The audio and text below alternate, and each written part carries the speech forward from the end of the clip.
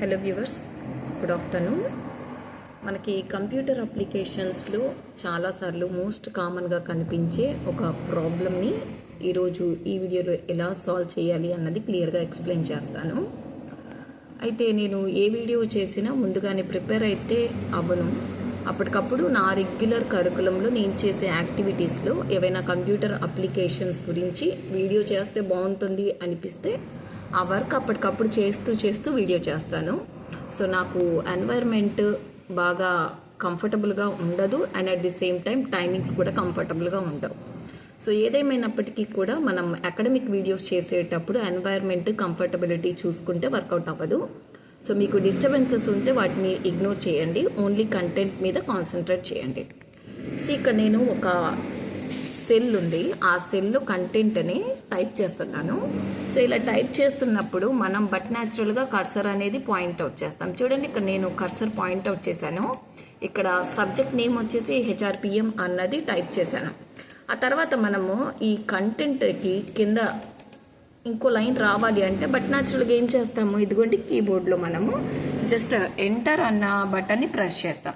ఇక్కడ నేను ఎంటర్ అన్న బటన్ ప్రెస్ చేస్తుంటే కర్సర్ అనేది మూవ్ అవ్వట్లా, అంటే కిందకి రావట్లేదు. అండ్ మీరు ఒకవేళ కనుక గమనిస్తే కింద ఈ యారో మార్క్స్ ఏవైతే ఉన్నాయో వీటిని ప్రెస్ చేస్తే మళ్ళీ నేను డిఫరెంట్ సెల్లో కూడా వెళ్ళట్లా.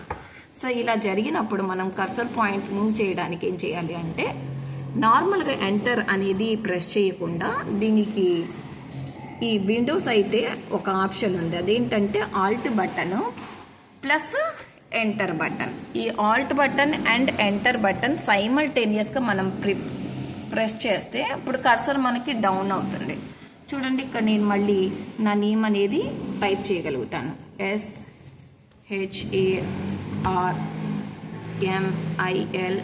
ఓకే, సో ఇది నేను కొంచెం ఎక్కువ ప్రెస్ చేయడం వల్ల ఎక్కువ సార్లు గ్యాప్ వచ్చేసింది, HRPM. ఓకే, నేను ఇప్పుడు ఈ గ్యాప్ ఏదైతే వచ్చిందో ఎక్సెస్ గ్యాప్ దాన్ని తీసేస్తున్నాను. సో ఈ తర్వాత మళ్ళీ మీరు ఇక్కడ చూడండి, మళ్ళీ ఇక్కడ ఎంటర్ ప్రెస్ చేశారు. ఎంటర్ ప్రెస్ చేస్తే మళ్ళీ సెల్లోకి వెళ్ళింది.